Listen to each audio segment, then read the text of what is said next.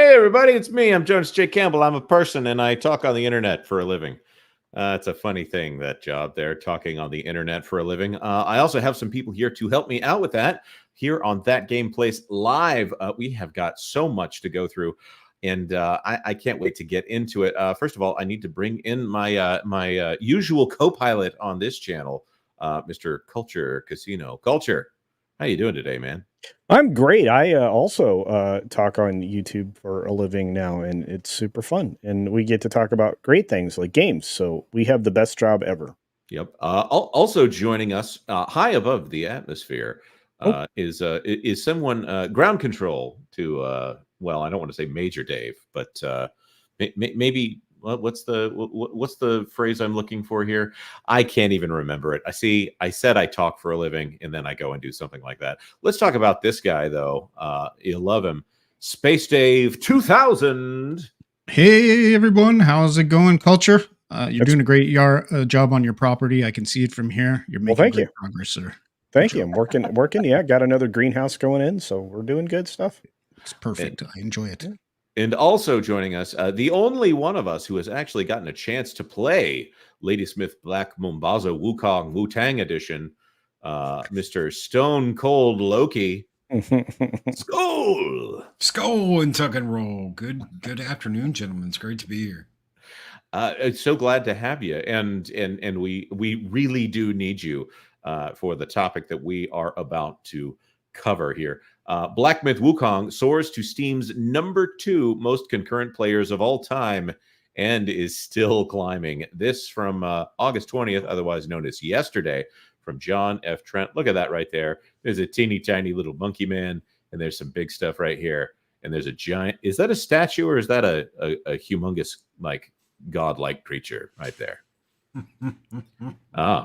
Black Myth Wukong became available to purchase last night, and the game has soared to having the second most concurrent players playing a game on Steam of all time. The official Black Myth Wukong account on X announced the game was available to purchase at 10 p.m. Eastern Time on August 19th, writing, "Now re-embark on the journey to the West. Black Myth Wukong is now available on PS5, Steam, Epic Game Store, and Wii Game.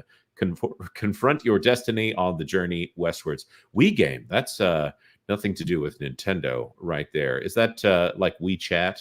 Is that something to do with China there, Culture?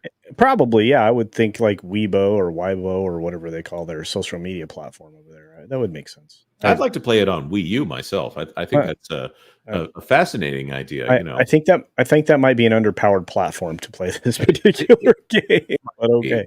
I think the Wii U was ahead of its time. Less than an hour after the game became available to purchase and download, the game had over 1 million concurrent players. Wow. According to SteamDB, it had that amount.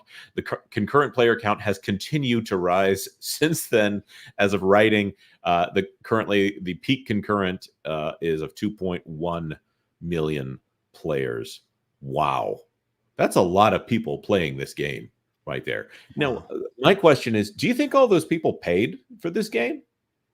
I would say all of them, most of them. If not every single one of them did. That's what I would think. So is this, I'm not aware of this game being on any passes or anything like that. No, and if I'm not mistaken, Loki, didn't this earn this was already over like 200 or 300 million in sales at this point? Yep. And I have seen a couple of reviews that said it was gifted, but not that many. Yeah. Well, and just to plug the Xbox side, I do not recall this being on Game Pass, or I don't even think this was in the store, though you can correct me if I'm wrong. I definitely didn't see it on Game Pass, at least available. I'm trying to think. On Game Pass. Did they list it? It's not on. It's not officially on Xbox yet. I think. It's also not on my my Amiga here. I'll be looking forward to that.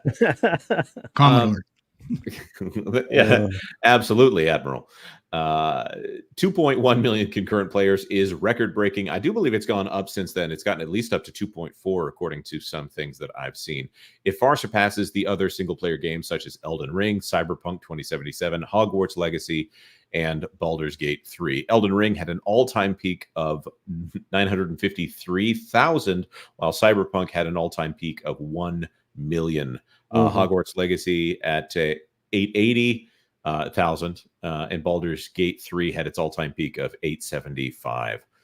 Look at that chart right there. PUBG, obviously, that's a massive multiplayer online battleground one. Pal World obviously burned up the charts back at that point. I have not played Counter-Strike 2 or Lost Ark here. This is amazing. For a game that Screen Rant said in its con list, by the way, a game not made by an American studio. They went after them for not being diverse enough, trying to tell the Chinese company, what is it, Shift Up? Yeah. That this game is. Wait, no, Shift Up made Stellar Blade. This is. My brain just melted. Anyways, to trying to tell this developer that they needed to put more diversity in this game. Also, which race are they going to try to make the monkey? That's problematic right there. Not only is the game breaking concurrent player number records, but it has received overwhelmingly positive reviews on Steam. Steam database notes that it has received 72,000 positive reviews and just 2,500 negative reviews. That means 96.6% of all reviews are positive and just 3.4% of all reviews are negative. I think you can update that. I think it was 120,000 positive and 7,000 negative earlier today, because I checked earlier this morning. And a lot of those reviews are about performance stuff, that people having frame rate issues and stuff like that. That's the majority of the complaints. There's a problem, something with if you have an AMD processor and an AMD card, some people are not even able to get into the game and have refunded it. And whether that's true or not, that's just what they put on their refund request. And developer Game Science did a really good job with this. They also, I've now found out, had it packaged with the 4080 cards. Yep. So you can get this with a 4080 card. So the peak for today that I'm looking at right now, it's less than 1 million playing right now, but they're all watching this stream right now anyways. Oh yeah, we know. 2.35 million concurrents is the peak for today, which I'm assuming is probably the highest. Let me see if it changes up if I go for daily players altogether. Black Myth Wukong 2.2 for daily players, so still strong here a couple of days in. This is a game that you may notice that Marvin the Movie Monster is not here today. By the way, that this is also not including PlayStation 5 or anything like this. This is just Steam concurrents that we're talking about at this moment. Marvin Movie Monster got a copy of this game, and earlier this morning he said, guys, I'm not going to make it to the stream. So, take from that what you will. Taking one for the team. That's right. Most helpful review praises the game. Beat the first boss, which is the one in the trailer, the White Wolf. And I have to say, so far, really enjoying the game. It's basically a Chinese God of War and the Jedi Fallen series. And like those games, it has some Soulsborne influences. It doesn't lean too heavily into it. If you enjoyed God of War and Jedi Fallen Order or Survivor, then you will definitely enjoy this. Personally, find this to be a bit more fun. Another says visually stunning, despite saying better on a controller. I actually like the gameplay on my mouse and keyboard. I'm not usually into this type of genre, but I'm very much enjoying the story. Pure eye candy, running on a 4080 Super at, I almost want to say 4K, but that's, I'm not going to try to muddle through saying that. I'm getting a steady 60 to 80 with graphics set to cinematic, the highest it goes to, with ray tracing set to high. No crashing or issues seen yet detected, and game is running smooth as butter. Third says reject modernity, embrace monkey. I love it when they get fun with it. That's great. Okay, so I have not played this game yet, but Loki has. Loki, no holds barred. This is a safe space here. We're not going to get mad at you. I can't guarantee the chat won't get mad at you, but I would love your first impressions of the game. Obviously, it's first impressions, unless you stole a copy of this game. Okay, visually stunning. I'm playing it on cinematic. I'm playing it in 4K. No HDR. For some weird reason, no HDR option. You can kind of force it if you just force everything on your PC to be HDR, but it doesn't. It kind of washes some stuff out, so I don't do that generally. I can absolutely agree. It runs great on my NVIDIA card. I've got a 3090. It looks great. The sound's great. The issues I've found with it have been level design. Level design is very linear. There will be times where you walk into a wall that's not there. You're looking out over this beautiful level, and suddenly you run smack dab into a invisible wall. And Wow. You're like, okay, why is this here? And you'll go to do something, and you run into a wall. The controls, there's only 2 control options in the game. So you have 2 settings. You cannot customize your controller. You can't remap. That's a technical problem. I hope they patch that. You're able to do more with your controller options. I hope that's not permanent. That's something that they can fix and give you later. I had a boss fight, and I believe it was the tiger boss that just stopped. He just stopped in the middle of the fight. And I was just wailing on him, and he wasn't doing anything. And I stepped back for a minute, and he was just standing there, not doing anything. I don't know if anybody else has run into this problem or not, but he just stood there. And I reset the fight. I just went back and reset. That way I could do this over again.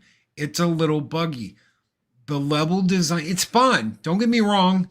I know there are people who are going to be out there, oh, Loki just hates everything. No. Loki doesn't. I'm enjoying it, but there are issues. And I think the level problem, running into invisible walls, level design, that's not something they're going to be able to get rid of or patch out or anything like that. That's just the way they made it. And maybe this is because this is their first big game, huge game like this. Maybe if we get a sequel, which I can't see why they wouldn't. This has made them a ton of money already. We'll get more. I know there's a lot of hype, and there's a lot of, we got to buy this because they didn't put up with the BS, and they didn't deal with the pressure, and they didn't sell out, and they didn't give, the sweet baby money and all that. I get that. You want to support creators like that. I'm totally with you. I'm just here to tell you my own experience and say I've experienced technical problems and level design problems, but it looks great. This is one of the best looking games I've ever played. You can't get over that. You can't get past that. Is the general gameplay loop pretty fun though, or? It can get a little repetitive, but I haven't really had a lot of problems with that. I've been enjoying it and coming up with little creative ways. One thing I will complain about, there's no block. There's like a tuck and roll you can do, and that's it. A dodge. So you can it's like a roll dodge. That's all you got. But when you're playing a Souls-like game, because it is kind of like Souls, you expect something like that, but not being able to block. Those are all little things. I'll ask, because I haven't played the Souls games because I just haven't had time, and they're pretty dark, and I hear the learning curve's pretty steep. Is the gameplay mechanic, and I'm going to say something that is offensive to anyone who loves these games, is the idea here that you are just basically whittling down an opponent who can take you out with like 2 hits, and then you have to find the time and the patience to get like 1,000 hits on them? It's not that bad. Okay. It's not as, I wouldn't say it's as bad as Elden Ring or Souls, but you've got that general idea, yeah. All right. But it's not that bad. Everyone, I always get this. Jonas is scared of Souls games. Lol. No, it's just that when I play anything that is above a rated T for teen, I was getting to this. I was playing Ghost of Tsushima, and there's a certain point in that game where it's generally fine in that game, and then as part of the story for that game, and the kids were in the room with me while I was playing. It's a samurai movie, whatever. And then he cuts somebody's head off, and that's it. That's the point at which my wife also walked in the room, like, "What are you doing?" We have small kids too, so I'm like, okay. So the punishing games I generally don't have time for. So, here's the question that I like to ask when we get a game like this, because this was the question that I asked with Hogwarts Legacy. Is this a Skyrim type where you think people are going to be playing this one in 10 years? I don't think so. That's maybe they will. Maybe it'll be cult. Maybe it'll be a cult classic, and we'll see, a constant 30, 40,000 people over the next 10 years playing it or more. But I don't think so. I think this is a good opening. This is a really good opening shot for them. I'd give it probably, and I haven't beat it yet. I hate to give a score before I beat a game, but if you put me on the, put me in the pressure seat, and we're like, we need a score right now, Lucky, probably like a 7.5. And it earns that by its visuals, the sound, the story. Story doesn't follow exactly the original story, but it's a video game. What do you give it? Well, I have to say that, again, I watched Asmongold play for a little while. He did a live stream, I guess, last night. He has like 5 hours or 5.5 hours or whatever of live gameplay, and I watched quite a bit of it. And I'm going to say it looks gorgeous. I'm compelled to buy it and play it just because of that. And B, the game mechanics don't bother me as much as it will bother others not to have all those features. I mean, technically, the less controls, the better. I know there are some special abilities that you acquire along the way, and I like the idea of doing an RPG build up, like is available there with the Sparks, if I'm not mistaken. That's what that's called. But it's it looks overall intriguing. So your 7.5 is fair, especially if it's got the bugs that you're talking about. But one of the things that we heard early on and was very non-complimentary and probably stacked by one particular journalist that just had a vendetta against this game was that you couldn't parkour all over the place. So I'm like Oh, okay, good. so you're frustrated you have to follow a path so that you can get to and easily find the monster bosses you have to defeat. Right. Okay. Well, they have a problem with that to begin with. A lot of these game journalists, they don't want a difficult game. They want something that they can just ease through, that they don't have to have any skill to play, that they can just pop out a quick review on. Anything where they have to have a learning curve, they don't like. And I think their own reviews reflect that.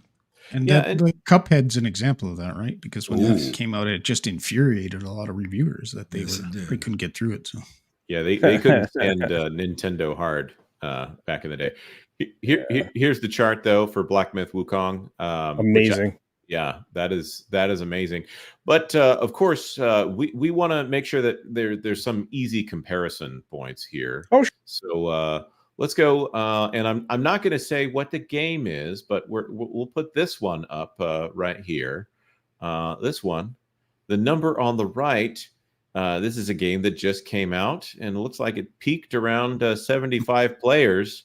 Anyone want to take a guess at what this one is? What if I already know? That's not fair. Yeah, that's not really fair. Loki? Loki and I have to go ahead. Yeah, I'm going to say you probably aren't even going to guess what game this is. Concord. That's tomorrow, actually. That's tomorrow. This is Dustborne. And this out of thatparkplace.com, also by John F. Trent. The wokest game ever, Dustborne, has abysmal player numbers on release day. There it is right there. That's so kind. Yeah. Red Thread Games recently released Dustborne, which has been described as the wokest game ever. Has not even hit over 100 current players on its release day. Back in July, following the release of the game's trailer, a representative for the game conducted an interview with PSU and confirmed the entire game spawned out of protest against Donald Trump being elected president of the United States in 2016. That's a great basis for a game. I don't understand.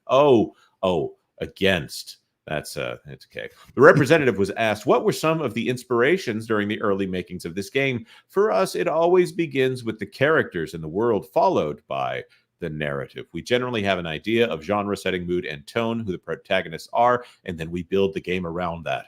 Art direction, game mechanics, engine, specific features, all of that follows the world, the story, and most importantly, the characters. Man, these characters better be something great, huh? That's very different to how some studios operate, but at Red Thread, it's amazing that this word comes up yet again. Here, thread. There's some other story that is also woke that involves thread. Is first and foremost a storytelling studio. We tell stories using game mechanics and interactivity, and we try to do something fresh and different with every game. From there, she said, still, we wanted Dustborne to be an evolution of the work we did with Dreamfall Chapters, a third-person adventure with a strong cast of diverse characters in a vibrant, deep, and original world with some adventure game mechanics and lots of branching dialogue and stories. Okay, see, guys, they just got into something that is offensive to me here, and I'm going to point out. You probably know what it is: branching dialogue and stories. Right there. I thought you were a huge fan ever since Mass Effect. Now that you mention it, didn't that bankrupt like that type of gameplay? Entire studio that did that on the regular. I can't remember their name off the top of my head, but they did the Walking Dead series, if I recall. Oh yeah, Telltale. This does look like a Telltale game, right? Yeah, here. exactly what I was thinking. Yeah, that's a Telltale game right there. That's a very good point. It's a Telltale sign right there. Mm-hmm. Also, with Telltale, they expanded very quickly and started bringing in all these IPs. I'm not sure that their bank account could cash the checks the guy running that place could write. But this time, we also wanted to include combat action with a narrative twist that stays true to our storytelling heritage. And there's a bunch of features connected to the idea of weaponized words and how words have the power to change the world. It's such an ironic thing to say when you change the definition of words on your side, right? On that side, right? You're making a very good point here, Dave. The idea of weaponized words. If words are weapons, then obviously words would need to be banned if they're actually dangerous to be said. And if words have the power to change the world, they want only their words to be represented here. Right. So the word fascist comes to mind when you think about why. people like this. Next, the representatives revealed the game was inspired by the election of Trump. The idea being Dustborne's setting and characters are also influenced by a series of political events that deeply affected us beginning in the summer of 2016 and continuing till, well, today. As the game developers, we wanted to tell a story that felt relevant and thematically timely with a cast of characters that could more accurately represent our player base and the setting, and to hopefully have some positive impact on the world, in addition to being an entertaining game. I'm going to go back here for a moment. Oh, look, it got up to 81. That's it must be the reviewers, probably. That's it. That's a very, very good point right there. Let's see what else we got here. Hey, our good friend, YouTuber Smash JT reacted to the game's trailer and the interview in a video titled Dustborne, the most woke game ever, releases next month, stating, that's what this game basis is. Its premise upon basis. Words are used as weapons and have the power to change minds, and this is used politically to push agenda within the game. It kind of feels like the developers of the game are sending some sort of subliminal message to gamers, like, hey, learn how to use words to fight against people and get your ideologies pushed across to them, which is exactly what gamers have been rejecting since gaming became a thing ever. How many people are going out of their way to pay to play this woke garbage. Honestly, looking at it for what it is and knowing what I know about it and based off what's transpired by the other games before it, I don't see this game getting anywhere close to even 500 players. That sounds prophetic at this point, at how pathetic that they are. 72 at this point, and they got an additional 9 here. Why do you think it is that someone would pay to make a game like this? This is, by the way, this is not a $70 game. This is a $30 game. But wow, I don't think they're going to be making their money back at this point. Are you saying they'll pay me $30 to play this? Sorry. No. Because I still won't. Just by the way. I'm also going to point out here, excellent article by John Trent. You guys should read the whole thing. Dreamfall chapters. Not many players right now, but at least had a peak of 1,700 over here. So again, going back to this current chart here. For Dustborne. I want you to try to guess what a game like this, as far as development goes, would cost. Okay, so I've seen a preview for this game over on Cabrutus's Cabrutus Rambo's Twitter account, and it seemed to be a rhythm game of some kind. Is the entire thing a rhythm game that's about ideology? I can't argue with that assessment. But what I want to ask you is, this took a lot of time to develop, right? I'm assuming. How many people do you think were involved in that team? Ooh, that is a great question. I don't know. There's no way to know unless they tell us. Here, let me just bring this up so that we. Sure. I'm going to need to mute it because I'm sure, because it's music based, they will get us on copyright here. But here it is from Brutus Rambo's Twitter account. This is the kind of gameplay that we're looking at right here. Scores, hit streaks. I don't know. It's possible that a game like this wouldn't be that difficult to make. That character animation doesn't look that complicated. She appears to have some kind of freakish keytar. I'd be willing to bet that a lot of it is building those narrative trees and in making sure you spend enough time in the meditation room after trying to realistically represent viewpoints that you hate. Maybe get a nice soy latte and then get back to work for another 20 minutes before calling it a day. I don't know. What do you think, Culture?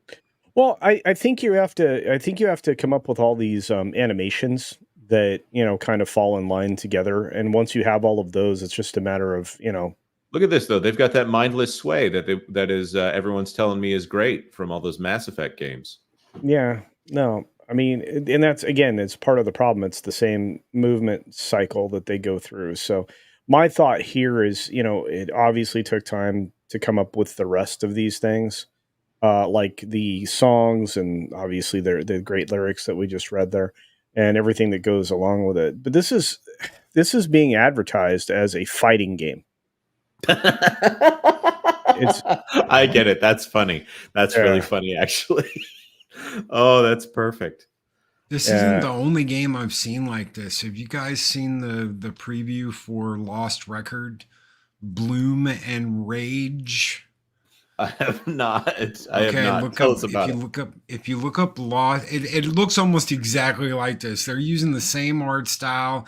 It's about a girl band. They go back there's some story about unlocking some, they summon some kind of evil or something into the world, and they get a package as they're older, and then they go back to the 90s, and it's absolutely positively be some of the wokest, dumbest things I've ever seen. And it's Don't Nod. It's just bad. And I would have been impressed with this art style maybe 10, 15 years ago, but they're hiding a lot in that handheld style right there. That doesn't look good to me. It doesn't look good to me either. It hasn't for a long time. this is one of those things where I'm like going, why is anybody invested in this in any way? Why was Quantic Dream, that's the question, isn't funding this? Because if you've only generated, let's multiply what they're getting on Steam, because that's where we have our numbers from. But let's take that and extrapolate out. Steam's going to be the distributor for PC. Let's just say, right? and you've only sold how many copies? Well, I mean, less than 100. Does it say how many copies, or are they just saying 68 is the number of They have players? 68 in game. They've had a peak of 81. My guess is there's a total of 81 people who actually shelled out the money for this. I think there's probably 100. Yeah, right? if you're being generous, I'd say 100. And some Yeah. haven't played. So. Yeah. So what do you think the Xbox sales are for this? I don't think anyone has bought this for X. I can't see anyone purchasing this game. Honestly, people would probably only play this if it was on Game Pass. I don't see anyone picking this up. Maybe a couple people. Neither do I. I mean, it's like you literally I mean, are you going to shell out 30 some bucks for a game on Xbox? I mean, if you get the physical copy, you got to wait 6 to 7 days for them to mail it to you.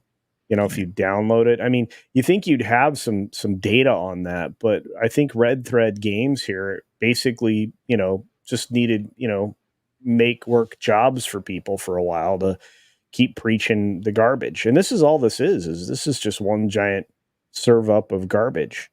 I can't, like I said, none of that looked like fun. I mean, rhythm games used to be fun, but there's a reason that, Guitar Hero isn't around anymore, or, Rock Band or anything else, Well, they got bought up by bigger developers, all of them. So yeah, but then what happened to them? They just fell out of favor. I mean, I'm probably one of the few people that has like the full Rock Band setup and multiple guitars and microphones and stuff. Yep. And I still could pull it out and play it. But how many other people you think are like that? Not that many. I mean, what's the one that replaced it? That was they really did try to teach it. It was like something banned. The Rocksmith. Yeah, Rocksmith. Yeah. Well, and of course, Harmonix is owned by Epic right now, and Epic is trying to get back into that space in a little way. They don't even license their own guitars for Fortnite Festival. Wow. Yeah, but there are it's $130 for the controller for Fortnite Festival or something like that. And but what do you think that? See, that's the whole point. Is nobody's really playing these games anymore. And the Souls-like games are going to fall out of favor. So I think, in answering a previous question we had in the previous topic is everything has a limited run. Seriously. I mean, eventually your trend will go away. That's why I brought up the, Rockstar and, or Rock Band, and Guitar Hero, because eventually the format that genre, whatever you want to call it, falls off. I would also say that there was a time when you could price that appropriately for the market. When they started getting into the drum kits, I mean, we could have a whole discussion about the Rock Band, the actual furniture craze that ended up coming out of Rock Band and Guitar Hero, because the market got so big so fast when having one guitar in order to play a game and then maybe buying a second one so you could play with your friend, or if he had his own copy of the game, that was fun. When you started bringing what is essentially a really crappy actual drum kit into it, I think that's when everyone went, okay, whatever. I don't really have an interest in a karaoke game either. It started becoming a weird thing, like when bars would do Wii bowling contests. Starting to get into an area where we're trying to keep the normies engaged in a weird way. Here, I look at this one. By the way, this one looks like it's purely controller based, and controller based rhythm games I'm not really crazy about, because you don't even feel like a rock star when you're doing it on a controller. Here, there's that simulation of a guitar, like you're an actual rebel of some kind, playing sweet licks on a guitar. This to me is, first of all, it's the least fun version of a rhythm game, and also we've got these on the nose. Let me just read this right here. Ragtag crew, check. Musical gear, check. Tour bus and robot driver, check. Stolen package, check. Embark on a perilous road trip across a capital D divided states of America, and you've lost me right there, because they think they're very clever. And I don't think the music is going to be anything to speak of. I don't think the gameplay is going to be anything to speak of. And I don't think the story, when it comes down to it, is going to be of interest to anyone who doesn't already drink that Kool-Aid. Just a quick note here, just backing up. Red Thread Crew is the people behind this game, and I just checked them up quickly, and they're from Norway. So my Norwegian background is insulted by this, but regardless of that, I think it's ironic that Norwegians can make comments on the U.S. politics. So that's a good point. There, right? They do it so poorly. I mean, Andre actually commented yesterday on the Midnight's Edge in the morning stream how uninformed. I guess it wasn't yesterday, but Monday. Yeah, no, it was on Monday. How poorly the people in Norway that are supposed to be experts are actually informed about American politics that they're commenting on. And again, the world that we're living in, Jonas, with this Dustborne game, and I know this is way more exposure than this game deserves on our channel, but it's the insanity of it all, the ludicrousness of it all. They're talking about a world in which the JFK assassination actually took out Jackie Kennedy instead. And that's how we got to the point that we are at now with the way they directed this game. And the robot tour bus driver, Jonas, actually steals the bus at one point. And that's the one that says justice on his arms. Also, you pointed out that obviously Norwegian developer sounds like, and Quantic Dream, a French studio, commenting on American politics. So you got several layers here of alienation from the actual here. But you know what we need to do here? We need to get to some of these amazing super chats. Let's get to them. Yeah, right here.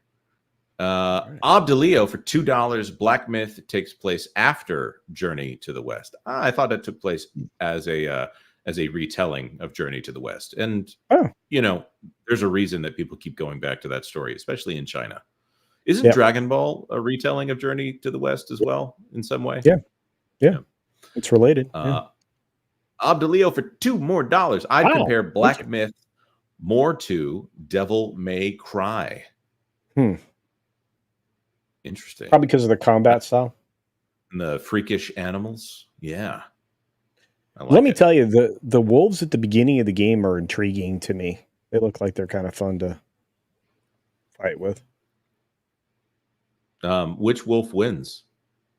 Well, I mean, obviously the monkey wins, but the one you feed. Anyways, Abdelio for $5. Skyrim and games like it are open world RPGs. Black Myth is a linear character action game. I don't have the same replay value as those. You're totally correct. 100%. I just go back to Skyrim because it's the game that there's nothing specific about Skyrim that makes me say, why do people keep playing this game over and over again and keep rebuying it over and over again? It's a good game. I've probably dropped a year of my life into that game. If I go look back, Skyrim is the game that launched 1,000 remakes, Jonas. 1,000 remakes. It is. And whenever the PlayStation 7 comes out, I'm pretty sure it's getting Skyrim on it. Yeah. And edition. I will tell you that the VR version of Skyrim on PlayStation 4 was kind of fun. I'll also say that it plays very well on the HTC Vive in VR, and I'm actually currently playing the game, or not at this moment. It's one of the games I'm playing on my PS5. So there's I can't tell you how many times I've bought that game. It's like GTA 5. You don't know. You just need to go around and count how many times you bought a given game. But I agree. As an addict, I had to say at one point, I was like, okay, enough. I've bought this game enough time. And you're like, I could just go play it on the computer, and then I wouldn't have to buy another copy. But it's this thing. It's this thing, right? And it also did something else, right? And I think you guys will agree. It launched something we really are appreciating: the ability to create user-generated content, UGC, which is a subject we're going to be talking about here on this channel for a while, because going forward, it's going to become something that these studios start to rely on. But this is where the mod community came from. The legalized, participate in, store modding community. It really started to explode with Skyrim. You could always, a lot of Bethesda games had the ability, but this is the one where they were able to A, capitalize on it, B, you really saw people heavily involved in the mods. So, anyway. I'll also point out that the version of Skyrim that I never got around to playing is the Kinect integrated version, where you could shout, you do the actual dragon shouts, and it would do the dragon shouts in the game. I remember that. It's a gimmick, of course. It didn't work very well, if I recall correctly.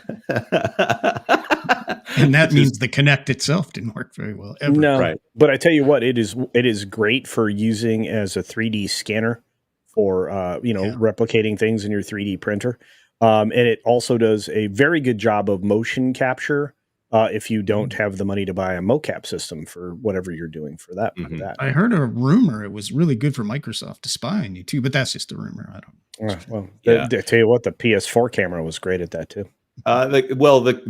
Famously, when the Microsoft Kinect was announced, it was booed. So, yeah, a tipping barn for $199. Wii U, here come the ambulance. I love it. I have the Wii U set up. It's behind me right here, and there are things that you cannot do on any other system because the Wii U was an awkward hardware setup and backed by the greatest video game developer in the world. And it was indulgent, but man, I love that system. Pikmin 3 for the Wii U. That is the only way to play that game, except for Pikmin 3 Deluxe, of course. And your Pikmin thing every time. It's a resource management game, and I have my master's in business administration culture, and Pikmin OCD. 3 speaks to my perpetual motion. Right there, you got to keep all the teams moving, no wasted. Anyways, I love that game. Well, I mean, the Wii U was it's the evolution just before Switch, so it did have its purpose in existence. So kind of combine the Wii and the Wii U, and then you get the Switch. So. Speaking of which, I did see a picture of a Wii U prototype that looks a lot like a Switch with two Wii remotes attached to either side. So, you're not far off there. But the thing that we want to talk about is the fact that we are in a little bit of danger here. Can you smell the foul wind that's seeping in through the windows here? I don't know if you guys know this, but sometimes that Park Place ventures into a territory that can offend others. And sometimes those people, well, they can indicate that they might want to sue people like us. Kotaku senior editor Elisa Mercante claims she is moving forward with legal action against several parties. This one from today, John F. Trent writing this one as well. Look at that face. That face right there. That's a face right there. It's a winner. Yep. I see. There she is, smiling again. In a post to X, Mercante wrote, "It's been nearly 6 months since my SBI report and the start of the GG harassment campaign." GG. What's GG mean? I think she's trying to say Gamergate, but she's not smart enough to recognize this is nothing like that. Yeah, what does it have to do with this? I was saying, who doesn't like a good game? During this time, I've been gathering info and seeking advice from lawyers and can finally confirm that I'm moving forward with legal action against several parties for doxing/harassment and defamation. She added, "I'm funding this myself, but will probably have to create a GoFundMe to help with expenses. Appreciate all your support." Does she know what doxing means? I mean, her name's out there.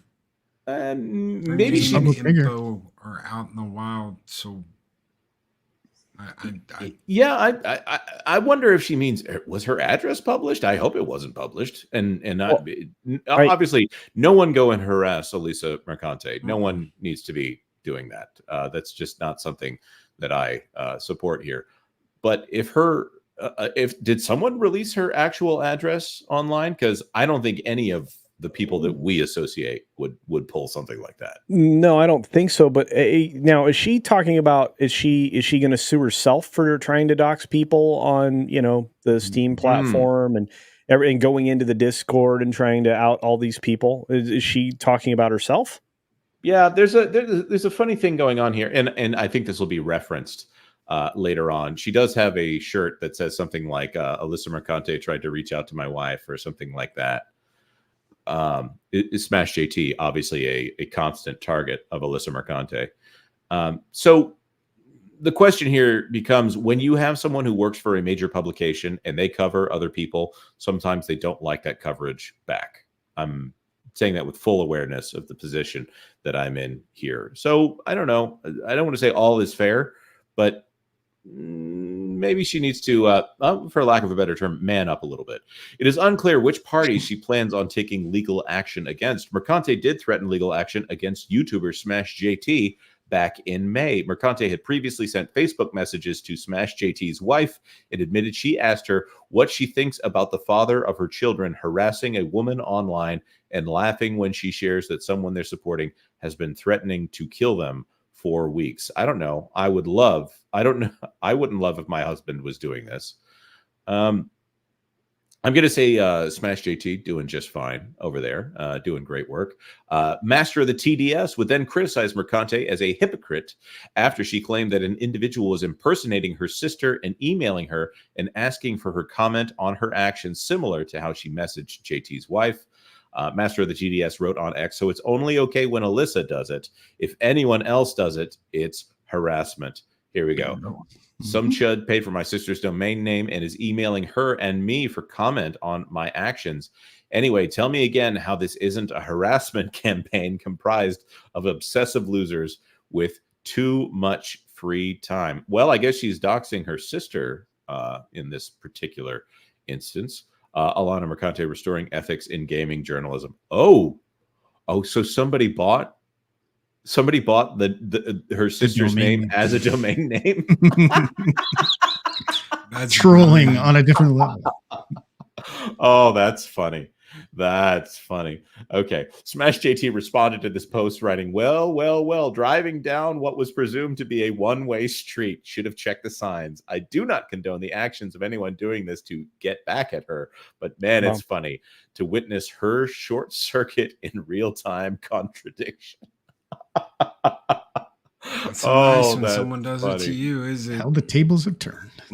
Mercante responded to this post threatening legal action against Smash JT. She wrote, there is a person in this thread impersonating my sister, likely the same person who made a website about her and has been emailing her from it. You condemning this, then laughing about it and sharing content from it in your videos makes people think it's okay.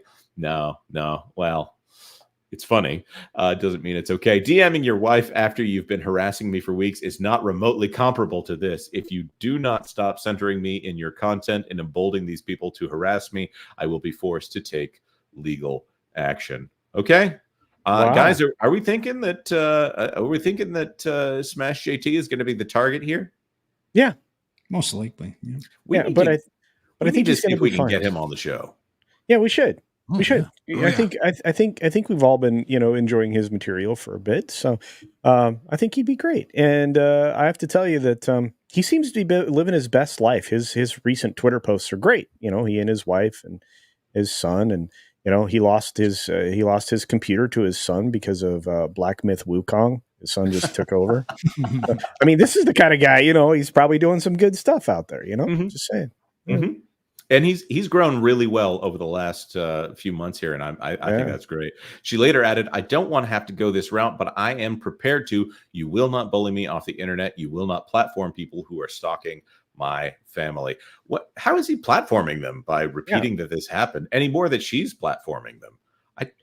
She's not very smart. I mean, honestly, I don't know what she's thinking. She's opened the door to this because of what she does and how she goes about doing her business and the fact that she does horrific things, and then she's surprised somebody else is going to in turn, practice the same types of things, with her. I mean, that's incredibly arrogant or ignorant? Pick one. Culture. What's the old term? Don't throw rocks in glass houses. Yeah. That's it. It's perfect. She can say everything she wants to, but she threw the first rocks in her own glass house, so let it all crumble around her. She's said many vile things on Twitter X, right? Like, I've seen some of her interactions, and if she hasn't blocked a person, she's still dissing them after blocking them. So there is no way to respond to her. So she lives in, as you said, very acutely low-key. She lives in a glass house, and she's throwing like boulders, not just rocks at this point. And she wonders why the glass is getting in her eyes and stuff. It's just ironic. I would agree. If you see an account impersonating me or my family members or sharing sensitive information, do not interact. The engagement will boost their visibility. Ironic, that one right there. Report, block, move on, DM me if you see fit. Smash JT responded to this initial threat of legal action, writing on X. The X account for Elisa Mercante has suggested they may take legal action against Smash JT regarding my coverage of developing stories in the video game industry. At this time, Smash JT has received no direct communications, nor request for edit, redaction, deletion, nor any other modification to the videos or articles in question. He continued, as with all my good faith conversations, I am happy to consider rebuttal of facts if they have been made in error. Currently, I do not know what specific statements Elisa Mercante might believe to be false or harassing. My coverage uses screen captures of, in this case, her own words to substantiate a perspective. Furthermore, it's difficult to reconcile a person who proclaims it is dehumanizing, far beyond harassment, when facts are being discussed. The irony is strong, coming from a supposed journalist employed at Kotaku. She has proven to constantly avoid giving the full story to her audience and is now trying to silence the real truth about her. It is particularly interesting that all the channels covering her indiscretions, Alyssa is choosing to single me out. The inferences made by Alyssa Mercante imply a threat to silence, and I do not take those threats lightly, nor will I be bullied off this platform. Smash JT asserted. I will continue covering this story in an upcoming video with additional information, facts, and screenshots to once again prove my point. It's exhausting, but I will not stop. I seek the truth for the betterment of the entire video game industry, he concluded. He then shared his change.org petition to have Kotaku shut down.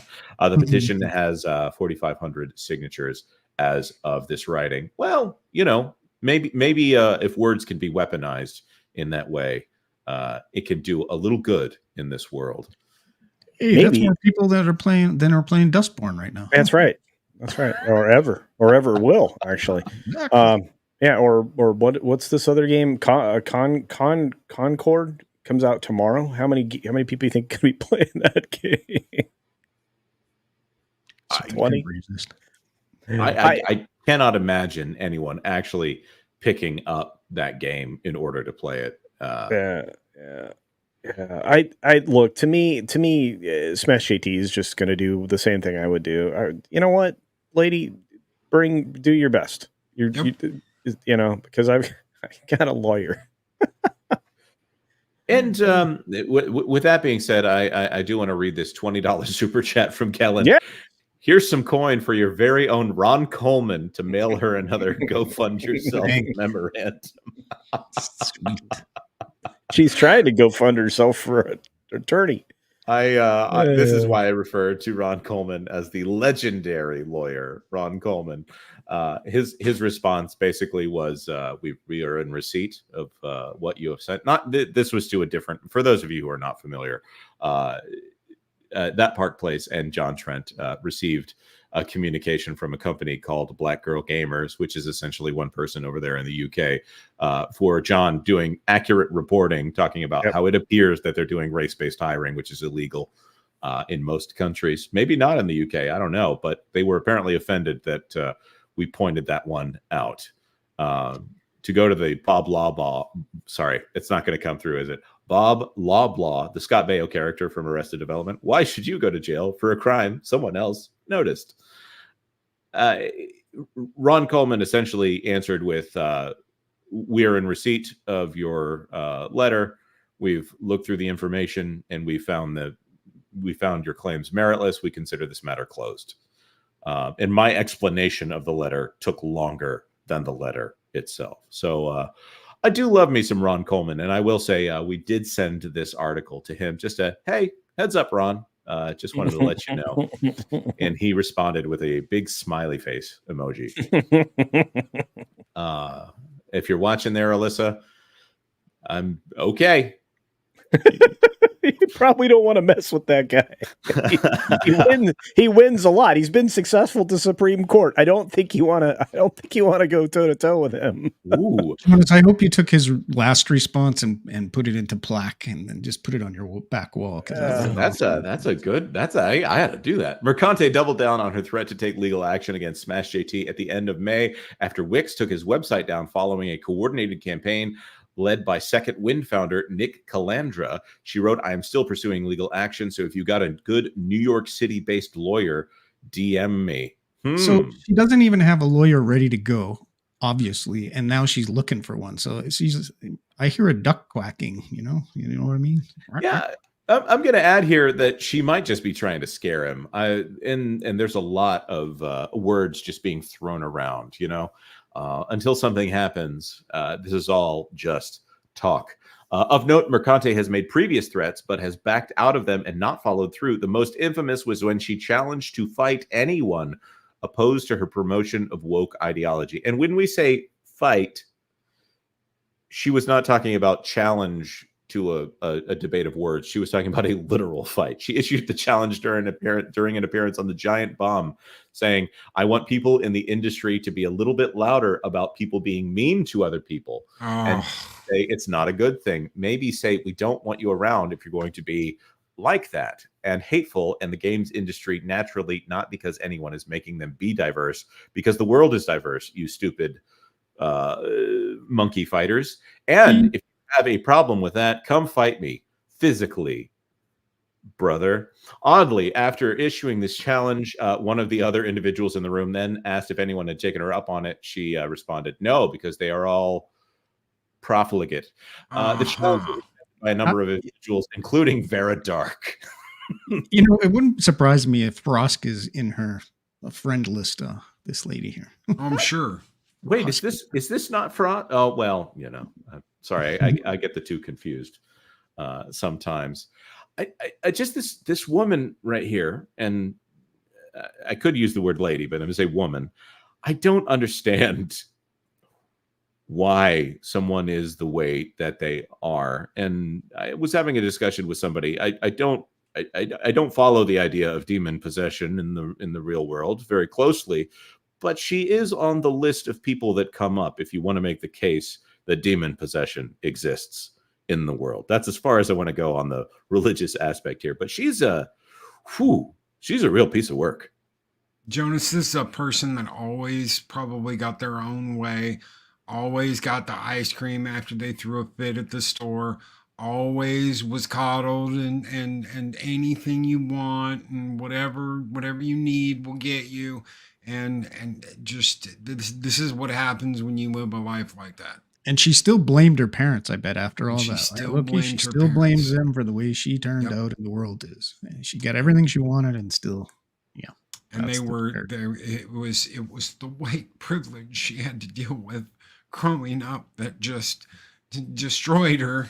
Yeah, I'm sure it was something. And for those of you, Culture, I want to get to your comment here in just a second. For those of you who are wondering, yes, Alyssa Mercante technically agreed to the fight. Vera Dark put her hand up and said, "Hey, I'll fight you." Alyssa Mercante kind of agreed and then found a bunch of excuses for it not to happen. For those of you who are not aware of that story, that is on thatparkplace.com. Culture, what were you going to say? I just the only way that this lady can stay relevant is by reinventing a controversy around a controversy every other week. She has to. Kotaku is on the way down, and Smash JT didn't need the petition on change.org.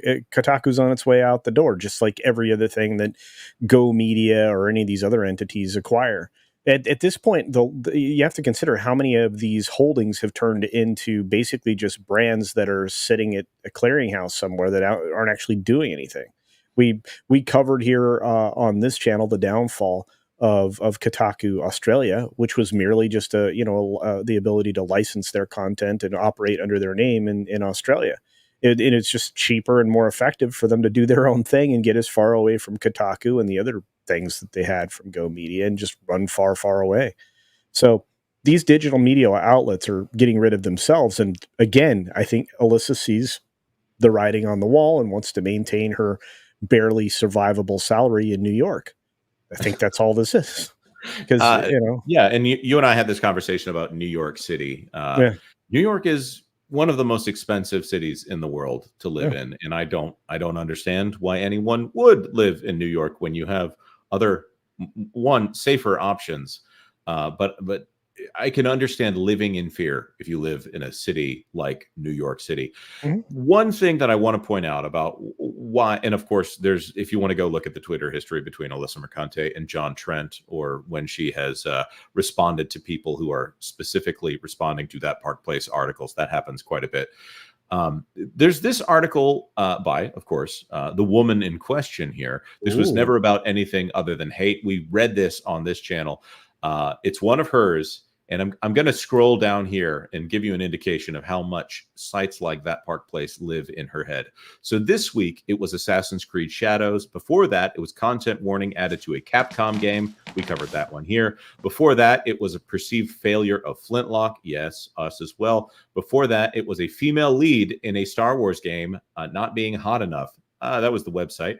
Before that, it was a black lead in a Star Wars show merely existing. I think they're projecting on the Acolyte. Many sites covered that one. Before that, it was the way characters in Concord looked. Before that, it was a trans voice actor in Final Fantasy XIV expansion.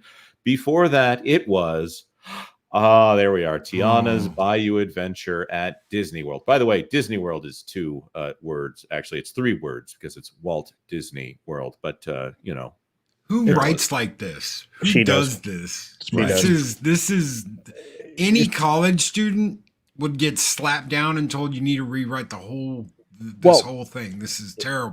I think this is A3 in webcam school. Yeah, well, yeah, but this is also okay. So there's something called, if you're reading this aloud, this plays to something called the science of listener attention. It's the repetitive thing that always sounds the same or is similar, and then you break it up. The last part of your statement's going to be the thing that's contrary to it. Yeah. I'll also say that to organize it by bullet points, that'd be really helpful, Alyssa. If you want to rewrite this, just get it on my desk by 3 p.m. and spell stuff right. It would be great. Yeah, yes, spell stuff right.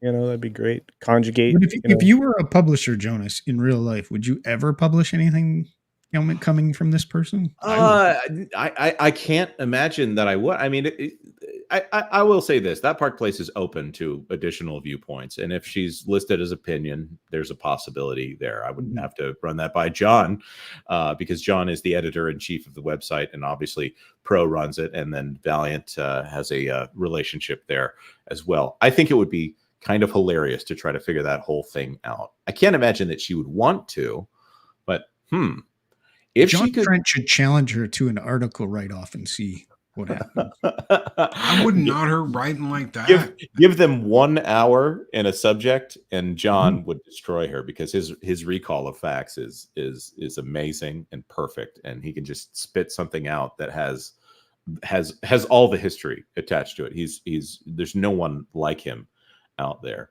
Alyssa Mercante, I'm saying this was never about anything other than hate article. That one I'm sure came from the heart for her, because that is her catharsis to put out something like that and try to say to the world that anyone who dislikes the things that I love obviously is doing it for bad reasons.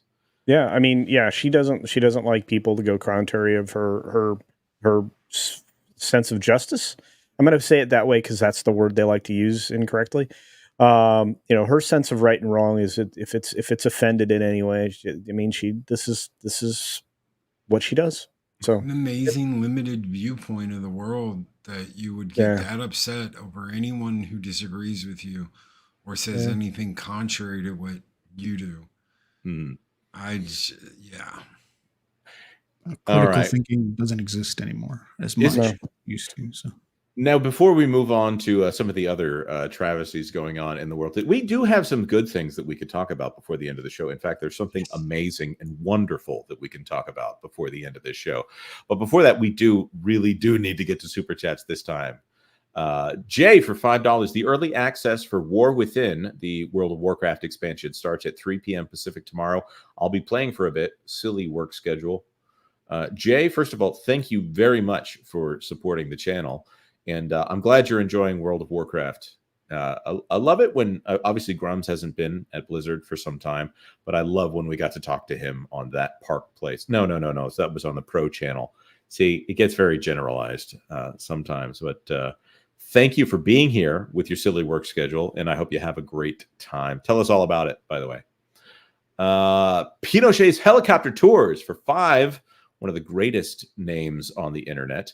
How will FTC's new rules affect creators like Cabrutus with SBI and YouTube creators versus gaming sites giving positive reviews for access like her? The part that came to the top to me for the FTC's rules around bots was botting is not going to work. However, I still think the big companies will get away with botting reviews because no one is going to have the power to really call them on that. And those are also the companies that are most likely to lobby to not come up on charges for a thing like that. But wait, are we talking about Disney here? I'm sorry. Yeah. I'm fairly certain Disney has benefited from botting, if I'm going to make a clear statement. Or I could say allegedly Disney uses bots to promote their shows. Pinochet's Helicopter Tours for $2 more. I believe Mercante is in violation of FTC's rules. I think and as a representative, I think you might be right. But Kotaku provides her a lot of coverage here. And as far as the indie or GoFundMe campaign, she might be using her position as this is one I'm actually going to ask Ron Coleman about, because I think this is a good question. If a singular person working for a website like Kotaku, which may not be interested in working with her long term, if she's talking before she leaves the website, I'm not saying she's leaving the website, about suing people who are detractors for the work that she does while working for that website. Also the early access and not talking about that. I don't know if I'm being clear on my thoughts on this one here, but I'm going to look into that more. Pinochet's Helicopter Tours. And Jay, for $2 more, I wonder if she's jealous of Smash JT. Mm-hmm. He's JT a family looks man. Like, he's a family man with a successful YouTube show, and he's got values. So I think a lot of those things rub her the very much wrong way. And in my remember, opinion, a lot of these people said this whole "it's ours now. This is mine. We deserve this. We're going to take over this. We're laying claim to this. It's ours now." And they're not getting what they want. They can spout all the BS into the ether that they want to, but that doesn't mean people are listening and respecting what they have to say. And I'm sure that really gets on their last nerve. I think you're right. I think the saddest thing when you hate someone, and this is a good reason not to hate someone, it makes you really angry when they have success. Yeah. And again, another reason is what's it? Hatred is like drinking poison and hoping that someone else dies. You really don't win from it. So when you see a person like Alyssa Mercante, who seems to be so gleeful in trying to hurt other people, as opposed to what Smash JT is doing, and he's just reporting on something factually to say, hey, this is a thing that's going on. Just thought you might like to know if you don't want to support that kind of thing. I think he's got the better case here, where she wants to say this was never about anything other than hate. No, you are the hateful ones. Methinks you doth protest too much. Well, understand that Alyssa's going to bring cusk law, which she's talked about multiple times. Now, there is one thing that I do want to bring up. In the concept of Mortal Kombat, there's a thing called a fatality. When you get to the end of a match, you can do something particularly demoralizing to your opponent there to show them that you've really won. And I'm sad to report that Cyrax appears to be taken out by Mortal Kombat 1. Mortal Kombat 1 gender swaps Cyrax and Sector as active Steam players are nearly identical to Mortal Kombat 11. What is this lady wearing a Cyrax costume? Interesting. Developer NetherRealm Studios gender swapped both Cyrax and Sector in its upcoming Chaos Reigns DLC for Mortal Kombat 1. Now, I did play Mortal Kombat back in the day, but I don't remember there being a number 1 on it. I'm going to admit here, but right before we get started, I pretty much was out after Mortal Kombat 2 for the Super NES. So you guys are going to help. What happened was in Mortal Kombat 9, Raiden got beaten by Shao Kahn, and he has like an amulet. Well, he held that amulet up, and Shao Kahn hit it with his hammer. When that happened, it took them all the way back to the original Mortal Kombat. So Mortal Kombat 9 is like Mortal Kombat 1, 2, 3, and 4 all wrapped up into one game. Mortal Kombat 10 continues that story. Everything's different. Liu Kang is like a zombie demon along with Katana, and there's a bunch of bad guys that are good guys, and it was their way of spinning everything on its head. At the end of Mortal Kombat 11, Liu Kang becomes Fire God Liu Kang and becomes the Titan of Time. And he lets Raiden go be mortal. He sticks Raiden with Kung Lao, the guy with the hat, and he resets the timeline completely over, which is why they call it Mortal Kombat 1. So everything's different. The Outworld are allies, but there are still players trying to mess things up and take over everything. So it was more like a soft reboot of the whole thing, but they kept Liu Kang as Fire God Liu Kang and the Protector of Earth instead of Raiden. Some of the story is good. Some of it is absolute trash, and I'm sure we all know why certain parts of it are absolute trash, like this.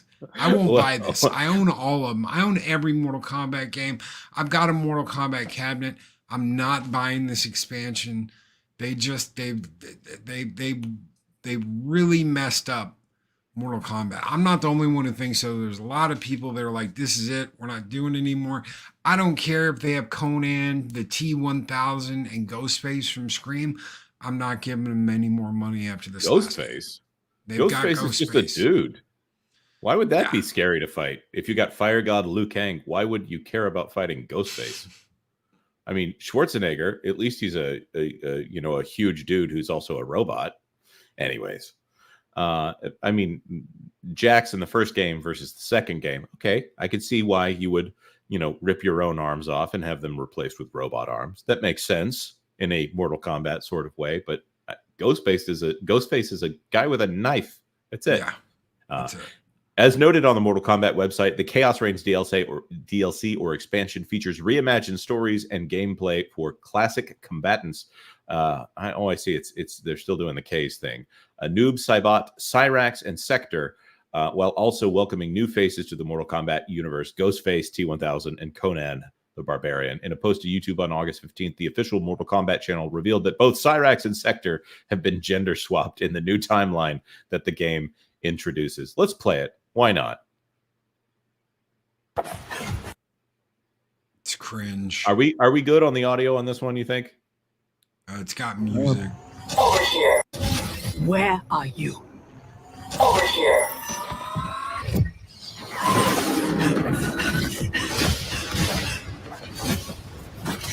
Fighting your foe unseen, attacking from a distance. There are rules. We have found Kuai Liang and his Shirai Ryu. They gather at the Wuxi for his wedding. Attack his wedding. We may win the battle, but find we lose the war. No one will respect us. Better to be feared than respected. Oh, hell no. We are not doing the Red Wedding. What? Season 3, Episode 9.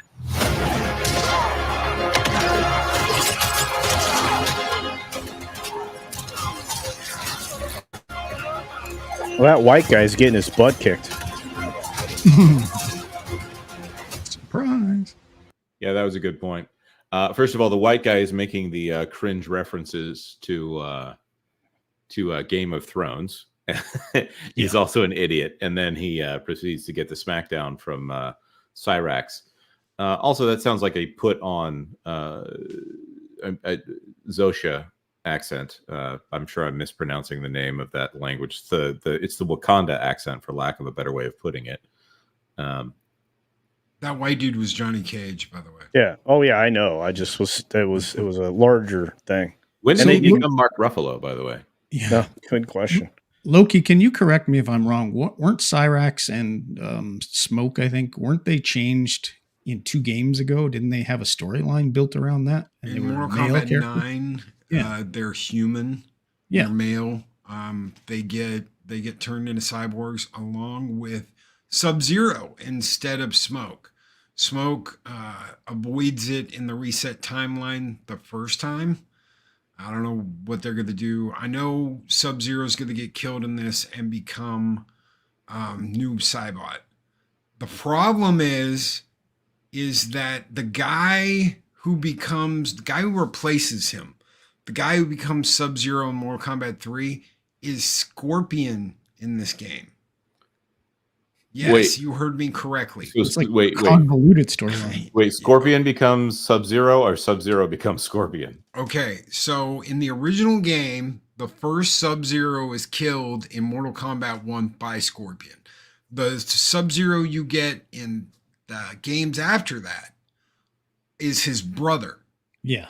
And he's the good Sub-Zero. So he's a good guy. He's a decent guy. He's not a mad dog killer like the original. The original becomes Noob Saibot, and that's the Black Shadow character. In this game, in Mortal Kombat 1, Sub-Zero's younger brother is Scorpion. So the original Scorpion you either haven't seen yet or does not exist in this timeline. I'm not kidding.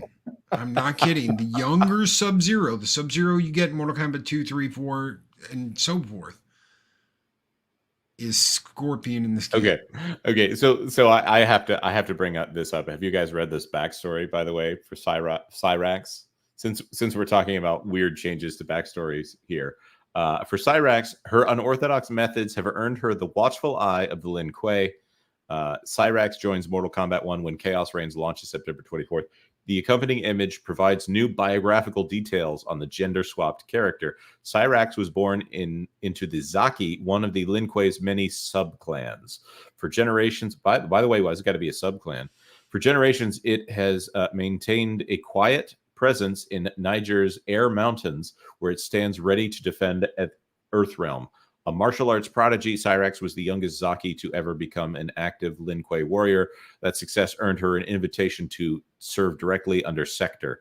Cyrax seized the opportunity with her trademark vigor. The description continues, while her skills have endeared her to Sector, her independent streak has not. Despite Sector's best efforts to break it, Cyrax will remains untamed. She served the Lin Kuei on her terms or not at all. So she's a strong woman who don't need no man.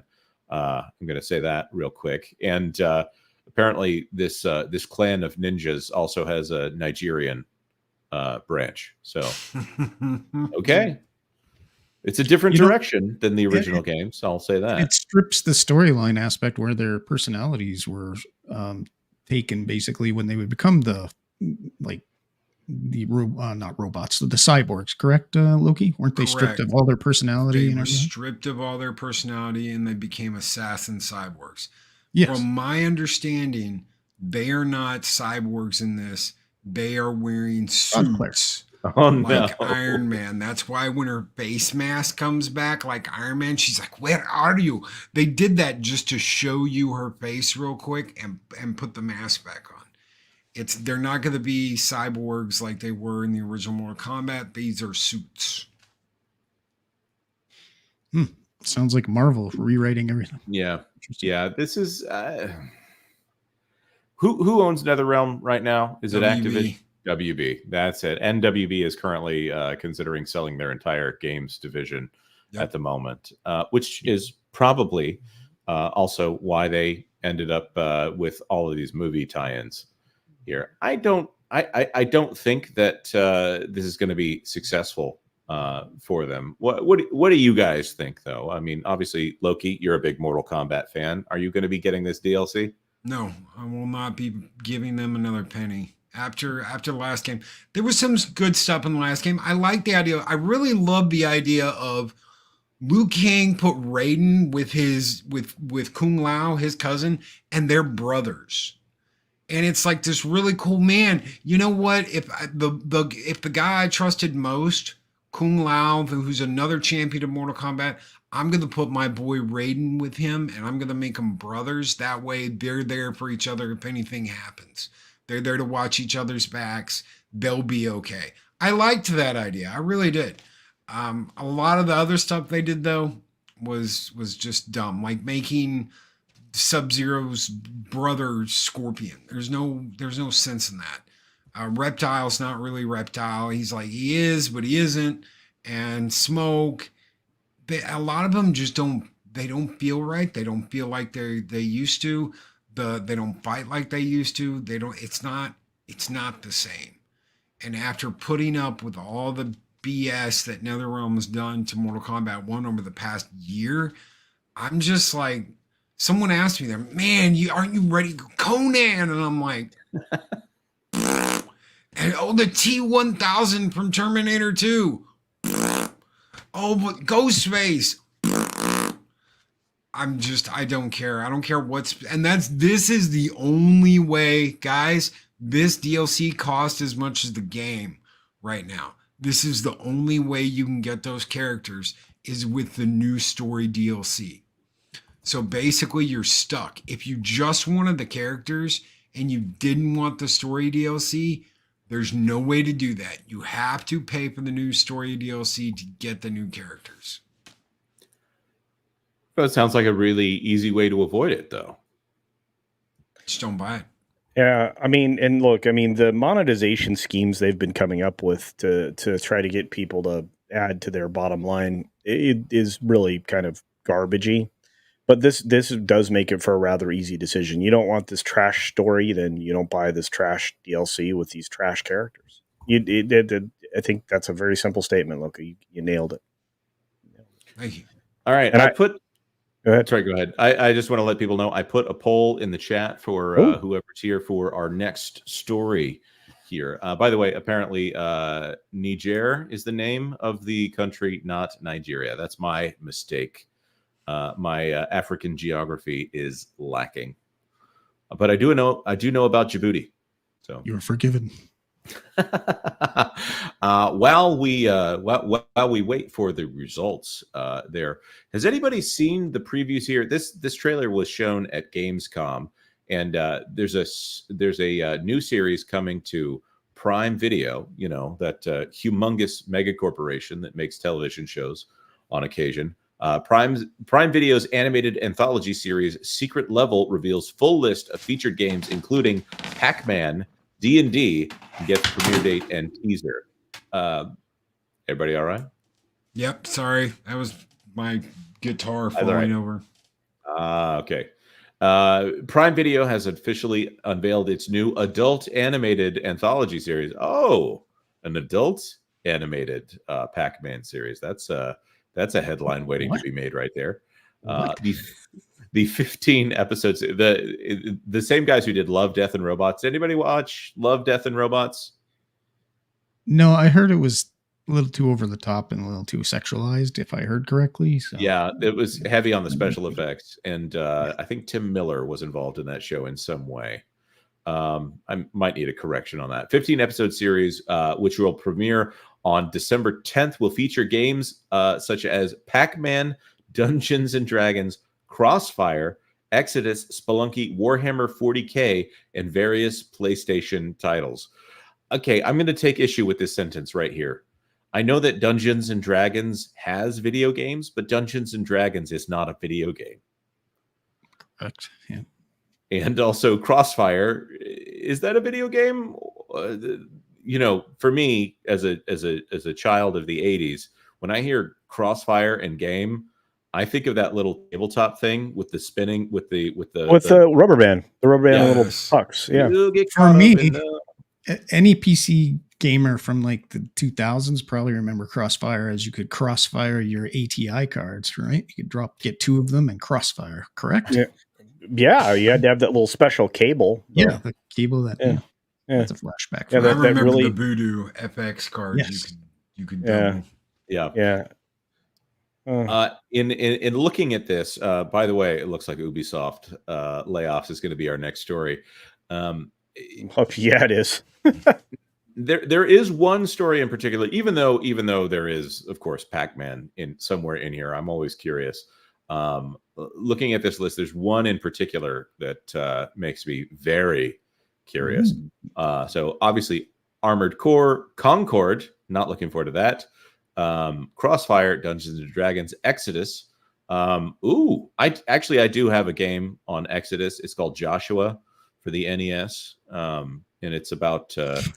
It was by Liberty Tree Games. It was a bootleg for the NES. Anyways, whatever. Honor of Kings, Mega Man, New World, Our Eternum, Pac-Man, PlayStation, highlighting various PlayStation Studios' beloved entities. Maybe it'll be like that amazing commercial that had all of their characters in it. Sifu, Spelunky, The Outer Worlds, Unreal Tournament, and Warhammer 40K.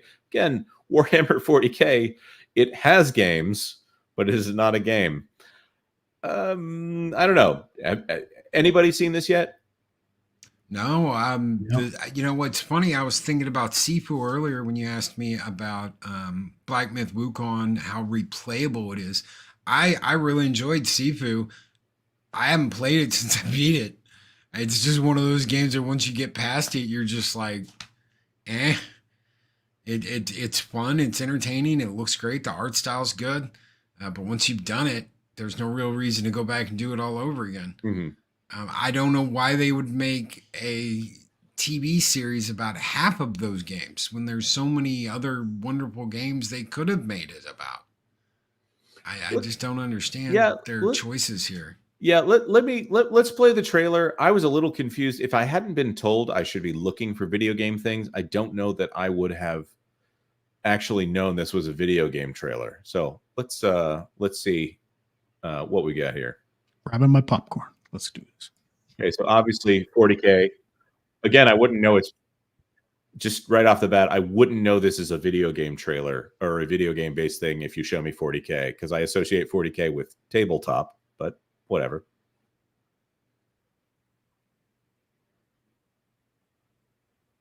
I realize I'm not sharing it. Oops. I was about to say, I don't see anything. There, let's start that over.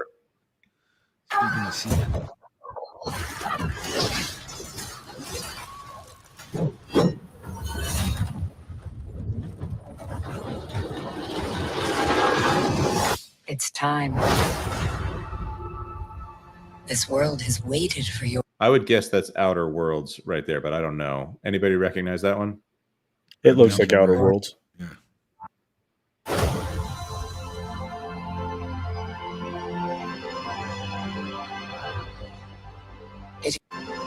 Was that Yusuke right there? I can't tell. I don't know. It is you. You will open the door. Because you are the chosen. I'm sorry. What? How is... I was told that this would have Pikmin just now. Anyways. All those moments.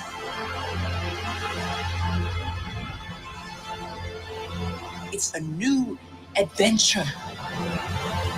See, this is the moment where I actually got interested right here. Mega Man? That's Mega Man. Because we have yet to see, I mean, it's been since the 90s that we've had a good animated depiction of Mega Man. So I hope they don't do them like Nintendo Astro Boy. Power Hour. what was that? Was it the Nintendo Power Hour? Is that what it was called? Oh, Captain N, the Game Master. Captain N, yes, the game. I love that master. one. That one is so weird. But there was an actual Mega Man series, Super Fighting Robot Mega Man, and in the last episode he got to meet Mega Man X, and then they didn't do any more of it. Cliffhanger. So there was a Kratos. Oh, hey, there's a good one to pause on. There you go. Yeah, Ghost of Tsushima. Okay, my estimation of this series just went way up if they got Ghost of Tsushima. Let's see if we can go through here real quick. I don't think it's going to allow us to pause on each individual frame. Well, actually, you can just hit the period button on the keyboard. Oh, here we go. Here we go. See, you're very helpful. Life hack. We'll go frame by frame. Look at that. Every frame of painting. What anyone want to venture a guess at what some of these are? I mean, the one just before that looked like, did we say not Ghost Recon? What's the one they did, the open world city one? Cyberpunk? No. That looks very familiar. Yeah. Izanagi. Anyone want to venture a guess there? They're playing, that looks like a Go board. Right there. Yep. There's Kratos in a city. Interesting. Huh. There's something to ponder right there, because generally speaking, he's in a world of gods. Yeah. Dapper Bard Games in the chat says The Division, perhaps. Yeah, that's what I was thinking. Sorry, yes, The Division. Yeah. We had Warhammer 40K again. I got to say that Space Marine Berets doesn't really lower it down for me. If this were Telltale Games, I would know exactly what that is. I'm going to say that's Armored Core. I'm actually really pleased that Ghost of Tsushima is in here. Do we think that is Cyberpunk? Because this is a very Keanu Reeves looking fella. That is Keanu Reeves. That's got to be Keanu Reeves. Yeah, and if Johnny Silverhand. Yeah, if it's Johnny Silverhand, that's going to be amazing. Okay, this has my attention officially. We might need to do a review of this for the channel. Whoa, whoa, what is this? That's Cyberpunk for sure. And there he is, Mega Man with the giant Alita Battle Angel eyes on him. Looks like Player One kind of graphics. Yeah, and honestly, a Mega Man story, you can't have a Mega Man story and not have Dr. Light involved in some way. That's my next question is, if you got Mega Man, okay, maybe you could have a Dr. Wily in there, and that would be the next thing I want to know. But I really want to know, what's the relationship like with Dr. Light at this point? Because that informs the story in a great way.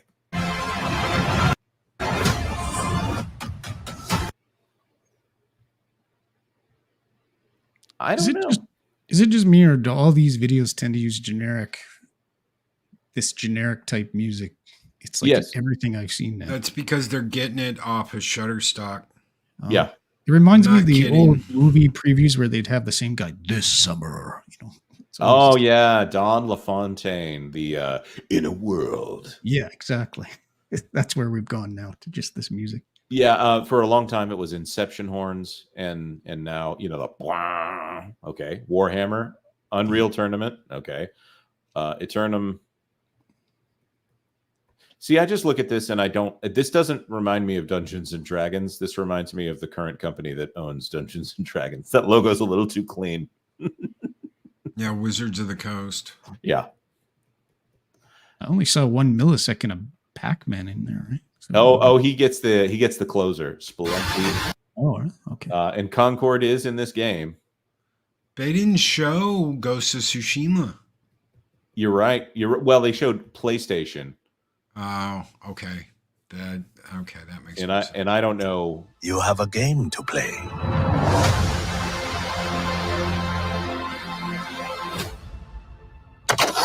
There he is. There's Death Pac-Man right there. Oh my lord. Yoto. We are here to see Jabba the Hutt. Anyways. Guys, just based off of the trailer, what are you thinking here? Is this worth our time? Is this something that we want to review for the channel? Also, let us know in the comment section. I want to throw this to our devoted fan base here. Is this the kind of thing that you want to see us talk about on this channel? It's not video games. It's well, just like us talking about video games.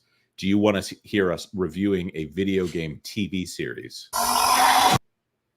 And yes, that is Pac-Man.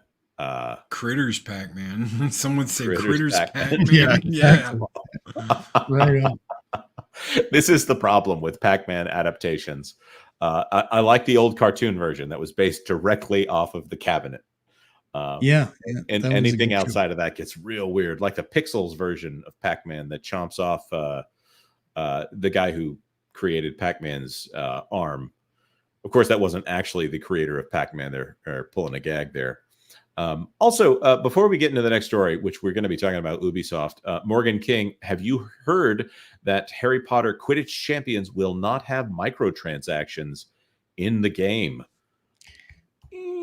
For now. Watch this guy's review right here. We did a review on, or a first look review on Quidditch Champions. Yeah, we did. That's one of the things we pointed out was that there won't be any microtransactions in the game.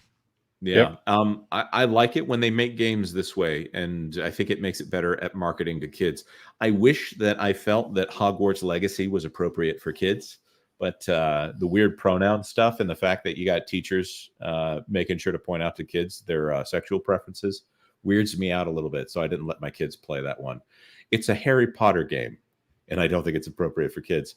I will say, I literally had a copy of Harry Potter Quidditch World Cup in my hand for the GameCube 3 days ago, and I ended up not getting it because I found a copy of something else that I ended up needing to bring home. But that would be my question. Do we want to stream both Quidditch World Cup and Harry Potter Quidditch Champions here on the channel? I think that'd be a fun one. Abdelio for $5. Please get a Streamlabs or something so I don't have to break the bank with a reasonable word count. YouTube is too restricted. Abdelio, because you asked, we will look into it. I think that culture might be familiar because of his work with the venerable Mr. H. Yep. He's got a master's degree now. Shouldn't he be Master H? I think so. All right. Well, and you heard it here first. Well, if you're a follower of That Park Place, you heard it a few days ago, actually. Right before Star Wars Outlaws and Assassin's Creed Shadow comes out, Ubisoft has laid off 45 employees. This by John F. Trent. Right here, that's the man who did it. Well, actually, it's Thomas Lockley who did it. Ubisoft laid off approximately 45 employees ahead of the release of Star Wars Outlaws and Assassin's Creed Shadows. Right here, we have a shot of the PS2 version of Star Wars Outlaws. And Ubisoft spokesman confirmed to Bloomberg that the difficult yet necessary decision was made to align these studios' organizations with their future business and development objectives. The layoffs reportedly hit the company's offices in San Francisco and Cary, North Carolina. The studio in Cary, North Carolina is Red Storm Entertainment, which was working on The Division Heartland, but was scrapped by Ubisoft in May. The studio was originally founded by Clancy and British Royal Navy Captain Doug Littlejohns in '96 to create and created Rainbow Six in 1998. Oh man, that game! That was like a formational moment for me, going from GoldenEye to Rainbow Six. That changed my entire perspective on how to play shooters. Sending your guys in like auto while you go in with them. Everybody's got their own job, their own route, so that you know where to go and who to follow. That was revolutionary. You don't get games like that today. And you had to be very strategic, or one shot killed you. It was just another level of gameplay. It was awesome. Yeah, had your full loadout and had it was the first game that I ever had to use strafing. For which again blew my mind after playing GoldenEye. Now I can't play GoldenEye in Perfect Dark unless I'll do the 2 controller setup if I go back and play GoldenEye. But it's so weird. It feels like tank controls when you play that game. If you want to aim, you have to stop to aim, or you could just run and hip fire, and it doesn't quite work anymore. Pray. Spray and pray. It was acquired by Ubisoft in 2000. The studio has worked on Ghost Recon, Far Cry, The Division, Rocksmith, hey, there it is again, and Assassin's Creed Nexus. Ubisoft detailed in earnings press release why they were scrapping The Division Heartland in line with the increased selectivity of its investments. Oh dear, we're going to be talking about that in a second. Ubisoft has decided to stop development on The Division Heartland and has redeployed resources to bigger opportunities such as X-Defiant and Rainbow Six. So they got rid of the studio that did Rainbow Six so that they can redeploy resources to Rainbow Six. That's rich. According to Ubisoft's San Francisco website, the office houses both a development studio and a business office and has nearly 500 employees working there. The studio created South Park: The Fractured But Whole and is working on Rocksmith Plus and X-Defiant. Okay, well, What's the business model for Rocksmith Plus here? Because that can't be that popular of a game. No, it's not. No, not at all. I mean, basically, you're buying license to the songs, right? So every player is intended to be a whale. Then it sounds like for yes, Rocksmith. every player is intended to be a whale. That's where all those kind of games eventually head towards. So, yeah. Yeah. Well, they gotta pay for the license, and they have to keep paying for the license. Right. Right. As noted above, these layoffs come ahead of major releases for Ubisoft that the studio is counting on to make a big splash. However, the games might not be making as big a splash as Ubisoft and investors hope. During a recent earnings call, Ubisoft CEO Yves Guillemot was asked by an investor from Bank of America if Ubisoft planned on delaying Star Wars Outlaws due to negative feedback it was receiving regarding its NPC detection and graphics. Again, this is not on diversity. This is not on making the main character ugly. They want to know whether or not they're going to release this busted game. Guillemot responded, the game has gone gold. So the date is well confirmed for August 13th. And as you mentioned, we'll be showcasing more content of a very high quality, multiple hours that will really show the depths of the open world. That is a key element of the promise to enjoy the exploration of the galaxy. And with multiple planets. So that will bode well for the game in terms of high quality delivery. There's a lot to respond to there. Does anybody want to take over for that for me for just a second? What does gone gold mean, first of all? Culture, go.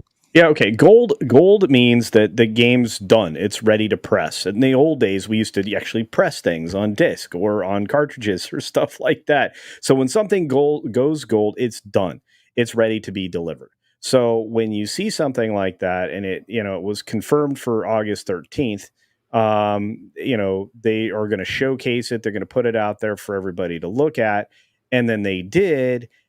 And we were all less than thrilled, impressed, entertained. We were able to tear holes in all the different problems that the game had. You have issues of AI characters, NPCs, just running into each other to try to. Again, it looks like GoldenEye. That is another reason to bring up GoldenEye into this conversation. The way enemies would just stack on top of each other and try to shoot at you, and they wouldn't shoot themselves. And the frame drops. They were visible. And they were like, well, you're not watching it on the highest setting. Oh, no, I had it running in 4K. This game is a hot mess. And you're right, Jonas. It did look an awful lot like, GoldenEye from way back. They didn't employ any of the things that they told you they would. Like, what was it? Leveraging the engine. That's right. Leveraging the engine. That we did a video on this, me and Loki. So we were laughing at how bad this is. Yeah. And it's just this game is not high quality in any way. If it's gold and we just saw what they plan to ship to everybody, this game's in huge trouble. Nobody's going to want this thing. Not to mention all the politics that's in it. Go ahead, Loki. The space portion is absolute hot garbage. I don't know if any of y'all have seen it. It's almost like it's on rails. It's like, oh no, yeah, it's bad. Okay, so I have to point this out. Pro has said, because I told him that I wasn't paying for this game. He said, well, you have to play it. You're a gaming channel and you cover Disney stuff on the other channel. So you have to play Star Wars Outlaws. And so he is buying me a copy of Star Wars Outlaws. We've talked about it.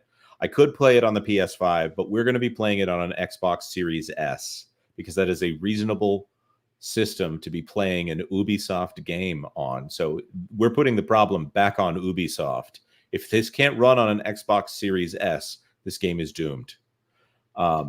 But yeah, sometime soon on that game place, we will have one of our first game streams, unless Marvin comes in with Blacksmith Wukong. Sorry, Ladysmith Black Mambaza Wukong Wu-Tang. Sorry, I'm going to get that title wrong over and over again until I die. Blacksmith Wukong. There it is. So we will be playing Star Wars Outlaws on this channel sometime in the near future. So every time someone talks about this game, I cringe a little bit. I cringe with you. Yeah, I want to address a few shows ago that I was a little upset about the person they had used. the model for this character and how Oh, yeah. she's such a lovely young lady. Yes. And then they turned her kind of, I don't want to even say what she looks like now, but it's just, why would they do that? That makes me not want to buy the game because it's kind of like, but as you said, we do have to review it. So we'll take a shot. Let you guys know what we think. Well, she looks like she's waiting for the Warriors to come out to play. Warriors, come out and play. And you're right. The model that they got to model for the character. That's funny. I meant model in the fact that she's a person who could probably be paid for her looks, but she is literally the model for the character. You see no connection between the loveliness of the actual person and whatever's going on with K-Vess, I think the name is. I guess I'll get more familiar as I'm also hearing that there's a weapon in Fortnite, since I'm going to make another Fortnite reference here. It's a sonic grenade of some kind that you can use to just to jump higher in the game. Apparently they have that in this. There's something called a thermal detonator that it doesn't do any actual damage. It just pushes you to a different part of the playing area. That is not what the thermal detonators do. That's not what they do in the movies, but it seems to be what they do. Or even TV shows. Campbell was scared of it, so I mean, come on. Yeah, that's right. The Yeah. company's chief financial officer, Frédéric Duget, also added, we've said also for Star Wars, the level of quality, the world, and the experience is really very high. We're really leveraging our engine, and I think people will love it. Ooh. Every time he says it sounds like Disney. It just are these guys one and the same? It's like, we're leveraging our engine. We're going to tear down Frontierland and hope you like what we replace it with. Oh, this is cringy. Barclays, Nick Dempsey also questioned the sales estimates. Barclays is a major investment bank. Questioned the sales estimates the company was projecting given the pending release of Star Wars Outlaws. He asked, when I look at the guidelines for Q2, and if I assume something similar for back catalog in Q2 as Q1, kind of getting the 200 to 230 million euro range, that sort of range for the new releases, for the new release Star Wars Outlaws, when I look at the $70 price and then assuming what you might get from it, I'm getting to around 5 million units, something in that sort of bracket. First of all, where could I be going wrong with that thinking? Secondly, are you just being pretty conservative in your guidance? Because I guess given the interest in that game, we might have thought it would be more than 5 million units. Guillemot answered, we can't comment on the very numbers you are quoting, but we must have factored in is a strong launch for Star Wars Outlaws that reflects the fact that it is among the most awaited games of the industry this year and a really strong positive community sentiment. Lies. Sure. If he's that confident, why not give the pre-order numbers? If he's that confident, just give the pre-order numbers. That's all you would have to do. Yeah, it's like, the game's doing well when they tell you the numbers. You know a game's not doing well when they do this wordsmithing, which is called PR stunting. Ooh. This is wordsmithing, PR stunting. It's always the same. Every game I've ever saw in the history, if they don't tell you, it's because they don't want to tell you and spook investors. They will tell you, like, Culture, you can... Like a few of us are old school. Back in the day, when they said, "Yeah, we've sold 1 million copies," back then that was a lot. They would push that. Oh yeah, that would be everywhere. I mean, it would. Everything they did. Gold meant something different back then. It meant your number of sales units actually sold. So now it means something different. It's all a PR marketing goulash now, which is disturbing. I don't believe anything this guy's saying. I would suspect this game is going to do terrible. So. I think so too, and I really can't imagine going back for the replay on this one. They better come in with some kind of completion aspect if they really want me to get through this game, and it can't be. I mean, Jedi Outlaw or Jedi Survivor, whatever. They came in with seeds that you can collect seeds, and they'll show up in your ship. They better come up with something better than that. For this game, if they want completionists to love it. Guillemot also addressed concerns surrounding Assassin's Creed Shadows. I've heard of this game. As we mentioned, we expect Shadows to be the most ambitious title of the series. Ooh, did you guys see the gameplay footage of Yasuke jumping into a hay bale? The hay bale with his butt burst. Oh my. Yes. And it seems That's like how samurais did it. it seems like the hay bales will no longer be a thing. They're getting rid of the what is it, the eagle dive, whatever they called that. Leap of faith. How could a samurai in that much armor do what he's like? He can't be an assassin. Like all the other games, they were loose clothes, able to like hide just like that, jump from high things. But when you're wearing full blown samurai armor, how is that even possible? It just gets way away from the point of the game in the first place. So, in my totally opinion. agree. See, where were we in this? We're just laughing at the PR marketing. We also anticipate that Star Wars, that is usually a very strong brand around Christmas. No, this is not going to be the Christmas game. I'm sorry. Why? We should do very well with the busy season with a strong impact also from Blanc content with both games. Sorry, Culture, what were you saying? No, I was just going to say there is no way this is the Christmas title. This is not. No, you can pretend, but no.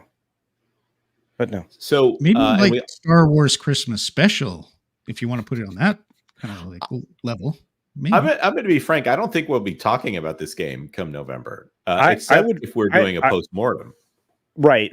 I would prefer you just be Jonas, though. Okay, can you just do that part? What's the Jonas? What does that mean? Well, you said you wanted to be Frank, and I prefer you just be Jonas. Frank Gore. We all aspire to be Frank Gore. That's right. And we also expect further growth from Rainbow Six Siege, as well as strong impact of Shadows on the back catalog of Assassin's Creed, plus the contribution of X-Defiant. So I do think that there is a case to be made here for what he's saying, as well as strong impact of Shadows on the back catalog of Assassin's Creed. I think that Disney even sees this as well. The boost of previous titles in a series whenever they release something new. So like a movie like Descendants, Rise of Red, I'm referring to something that's the Disney Channel movie, but it has 3 previous entries in the series, probably super cheap to make. They do one and kids are going to go watch the other ones. I think that Shadows will have an impact on the back catalog, not just because people like the game, and I'm using air quotes here when I say that, but because people will be comparing it to the ones that they actually like. One of the tricks that they teach you in business schools, that brand extensions, like let's say it's toothpaste flavored Oreos, right? Something that no one really likes. No one wants this disgusting idea that I've just come up with put on the shelves. The trick is the boost of having that brand extension right next to the original brand, Oreos. People buy more Oreos because the brand extensions exist. They boost the sales of the original more than they actually sell the new one. It's a fascinating consumer habit. So even if it's just brand refreshment, which is probably why they make garbage like the Acolyte, even if they shouldn't, because they want to remind people of the previous existing. Obviously, with the Acolyte, that's not worked in the same way. We never see Star Wars showing up in the streaming ratings anymore, at least not in the top 10. But the point is there. It's a philosophy of marketing. Works better with Oreos than it does with Star Wars shows. Well, just to confirm that, like with Star Trek, the most recent Star Treks, for example, and I think they're terrible. But so I would go back and watch like Voyager and DS9 and stuff on Netflix, and I would, wow, yeah, this is what I remember. This is what I enjoyed. So yeah, I think it does drive certain people like myself back to what they did enjoy and did think was good and the quality in it. Because you do want to compare, do I remember this correctly? So you go back, watch it again. I think Aliens did that recently. A lot of people were saying they watched Aliens 1 and 2 again just to catch up to see the new Aliens and then the disappointing third act or whatever. But that's irrelevant. It does, I believe you're right. I believe it drives people to go back to those originals and kind of, yeah, get back into that environment and what you know. And I think that is the kind of thing that should sell on an Ubisoft Classics catalog. If you're gonna do a catalog title, if you're gonna try to sell Game Pass or something like that, it doesn't need to be your day one releases. It needs to be the things that, oh yeah, I remember that. Yeah, I'd throw down $100 a year in order to play whatever Assassin's Creed game I happen to. Black Flag. Exactly. Black Flag is here we go. Get us canceled. Yeah. Black Flag is probably my favorite in the entire series there. Sorry, I got it confused with Assassin's Creed Shadows there for a second. But you do understand that you're not alone there. I mean, everybody goes to war over that particular game, right? It's just like it was the last good one, or the last, of the best of them, and everything else has been kind of a shortfall from that point forward. And ever since they moved on from Desmond, I think the games have been less intriguing. And when they moved over to the Plus culture, I think they saturated the series, right? They were releasing one a year, correct? And it was just too much. They knew they had they knew they had that problem. Sorry about that. But they tried to remedy it, just didn't work. Anyway, regardless, I do think that I do think they are aware that they have a problem, but I don't think they know how to resolve it. And I think what we're seeing is a lot of obfuscation and tap dancing that you find with a lot of these companies. But nobody's as good at tap dancing as Bob Iger. Oh, no. He's over there talking about his presidential campaign, which, by the way, we'll be talking about that on That Park Place tomorrow. Oh, really? He had a long podcast interview, and it was fascinating to hear him talk about his presidential. No, I could never be president, but he definitely wanted to be president. We'll talk about that tomorrow on That Park Place, though. There's a fascinating statement right here that I think is interesting. When Dempsey followed up asking if the game would be the best-selling Assassin's Creed game, Guillemot evaded the question, saying, "At this time, we can say we expect Assassin's Creed to be among the high sellers of the company so far." So right now, there's a good chart of Ubisoft. I'm going to say, let's see, what currency are we talking? This is Ubisoft Paris. They're listed on several stock exchanges at this point. And they've laid off 45 people in the lead up here. Now, I will say that Ubisoft is a cutthroat company, so it is well within the realm of acceptable behavior when it comes to, expected behavior, not acceptable behavior, for a game to almost be done and for them to just go ahead and lay off people because they don't need them at the end. After the game is done, they don't have as much work for them and they will fire them. I'm not saying that's a good practice. I'm just saying it's something that happens in the industry. And also, companies like Ubisoft will look to see if other companies are doing layoffs, so they have the excuse to fire people. Even if they've been working hard, they will fire people when they see the progression of other companies doing it. So, it was an industry-wide thing. It was not something we're doing. Also, when they need to boost the stock price, an easy way to do that is to look like they're saving money by firing a bunch of people. Yes. Because people are a recurring cost. Because investors always see employees as, they're a cost to anything. So the more you trim, and they call it trim down, if I'm correct, gentlemen, still the term for it, you're always trimmed down and find the fat to cut. A lot of that is usually middle management and cost efficiencies, looking for redundancies, efficiencies, all that kind of stuff. It's a downer here, but at least you all have me looking. You can be looking forward to me playing Star Wars Outlaws. I'm going to say, as long as it doesn't have any of those dreaded branching dialogue trees, I think you'll be all right. I mean, better you than me. I'll say this: they better have a skip option on that dialogue. Maybe I will sit through the dialogue. I'll read it out for people. Maybe we can choose what voice I read it in. Is that released on the Switch though, Jonas, or no? I don't think so. I've got a PS5. Maybe you can get out of it. Maybe. Oh, you shouldn't have told anyone that, and you could have got out of it. Oh well, too late. I've got a Series S. I use the Series S when I'm traveling because it travels much easier than a PS5 because it doesn't have the ridiculous wings on it that the PS5 has. So I can just stick that thing in a case with a couple of controllers and still do some gaming on the go. No, I don't usually use the Switch when I'm traveling. And I'll remind everyone that I play Fortnite with my family. So if I want to play with my kids. Wait, are you getting paid by Fortnite? I'm starting to get suspicious at this point. No. In fact, it's a distinct monetary drain, at least for now.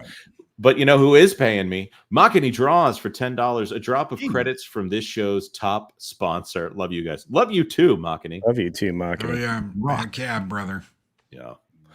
We do have some other stories that we could cover, but I think we're going to save them for later. Guys, if you haven't seen it yet, there is an amazing video out of Nintendo going over the Nintendo Museum. You might think a Nintendo Direct that's about the Nintendo Museum would be completely lame. No, there's actually some pretty awesome things that are one of a kind and very Nintendo inside there. It's not just looking at exhibits. Some of the things they do are spectacular. It makes me, if I ever go to Japan, I am definitely heading to this museum. It's so cool. Maybe I'll give you guys a little hint here at what we're talking about. If you go over to this part of the video, this controller right here is a Famicom controller, and it works.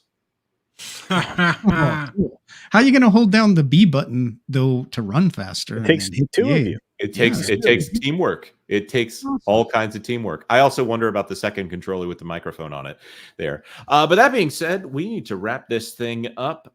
Space Dave, do you have anything you want to tell people about this week?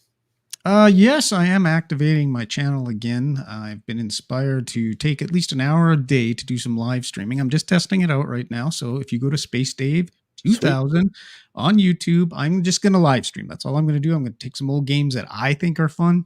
I'm going to play them with some commentary, probably do about an hour, maybe two max ever, just to, jump back in the old hot seat of fun from the old days. Maybe I'll play some new stuff, but I'm just going to have fun. I just want to have fun on my channel. So I hope you guys can. Sounds great. Honestly, that sounds great right now. I hope to do the same one of these days, because I hate to set up all this stuff for Star Wars Outlaws and then not use it for the GameCube collection and the Super NES and stuff like that. Stone Cold Loki.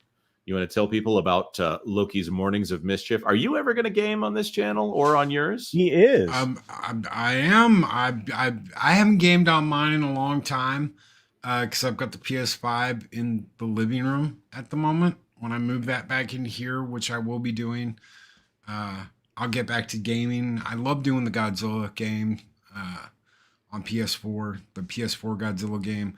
I do some other stuff. I usually don't broadcast PC. So, and that's normally what I play everything on, but I can see doing some PS5 stuff, and I can see playing with you guys, playing some, Mario Kart or something, some Smash Brothers. I'd totally be down for that. I'm terrible at that. Who do you main on Smash Brothers, just out of curiosity? The last time I played, it was Solid Snake. I can see that. I got my Solid Snake amiibo back here behind me. I'll have to figure out a way to do a tour of my amiibo collection here. Culture. Who are you and where are you from? Oh, I'm Culture Casino. I'm from here, actually. That Game Place is the gaming channel that I run with a great team of people that I'm very proud of. And you can check me out on my own channel at Culture Casino on YouTube, Rumble, X, I guess is what it's called now, Getter Minds, and other places as well. So check me out there. I've got about 1 to 3 videos per day that come out, and almost every single day a live stream. So if you can't find me on my own channel or here, decent chance I'm on Pro or that Park Place or on Midnight's Edge or on Mr. H or Comics Division. Sometimes on Loki. You find me somewhere. If you're looking for culture, look all You around. can't turn a corner on YouTube without the great Culture Casino being somewhere. He is fantastic. I might be there. I might be. It helps that he makes very insightful comments. Yes. Now, of course, you can find me not just here, but also on That Park Place. And I often co-host the Pro Show with my good friend WDW Pro. Keep me in your prayers as I venture through what seems like is going to be a real turd of a video game here in the next 10 days. And also, thank you so much for sticking with us here on That Game Place. If you can hit the like button before you leave, there's a comment section below this video. I really appreciate the people that keep showing up to hear us talk about video games in the industry every single week here.